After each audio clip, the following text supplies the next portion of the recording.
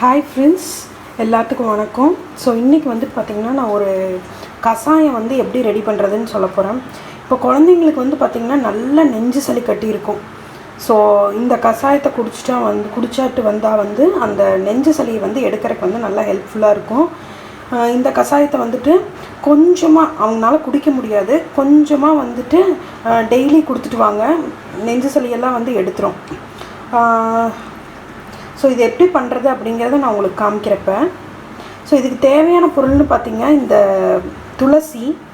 துளசியோட இலை வேணும், அதுக்கப்புறம் வெத்தலை வேணும், அப்புறம் வந்து பார்த்திங்கன்னா இந்த கற்பூரவள்ளி தலை இருக்குல்ல, அது வந்துட்டு நான் எடுத்திருக்கேன். ஸோ இப்போ இந்த மூணையும் வந்துட்டு நான் வாஷ் பண்ணிவிட்டு நீட்டாக எடுத்து வச்சுக்கிறேன். அதுக்கப்புறம் என்ன பண்ணுறதுங்கிறத பார்க்கலாம். ஸோ இப்போ வந்துட்டு இந்த மூணையும் வந்துட்டு நான் நல்லா வாஷ் பண்ணி எடுத்துட்டேன். ஸோ இந்த மாதிரி ஒரு 3 தலை, கொஞ்சமாக துளசி, ஒரு வெத்தலை எடுத்திருக்கேன்.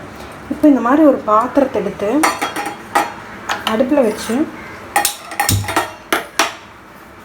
நம்ம 1 டம்ளர் தண்ணி ஊற்றிக்கலாம்.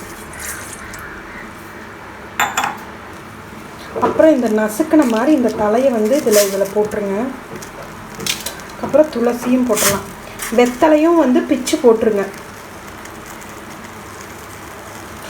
ஸோ 1 டம்ளர் தண்ணி வந்து பாதிக்காகிற வரைக்கும் இது வந்து நல்லா சுண்டணும்.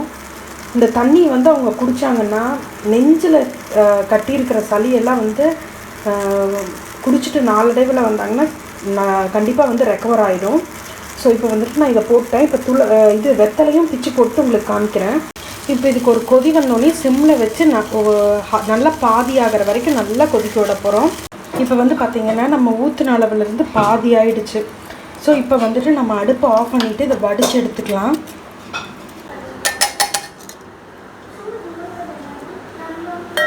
ஸோ இதை வந்துட்டு இப்போ நம்ம குடிக்க வைக்கணும். குழந்தைங்களுக்கு லைட்டாக 1 மூடி இல்லை அரை மூடி குடிக்க வச்சா கூட போதும். அவங்க குடிக்க மாட்டேன்னு சொன்னாங்கன்னா அவ்வளோ குடிக்க வைங்க.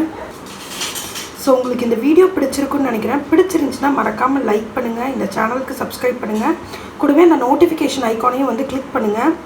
அப்படி கிளிக் பண்ணல நீங்கள் ஆல்ங்கிற ஆப்ஷன் செலக்ட் பண்ணுங்கள். ஸோ நான் எப்பப்பெல்லாம் வீடியோஸ் அப்லோட் பண்ணாலும் உங்களுக்கு நோட்டிஃபிகேஷன் வரும். தேங்க்ஸ் ஃபார் வாட்சிங். பாய்.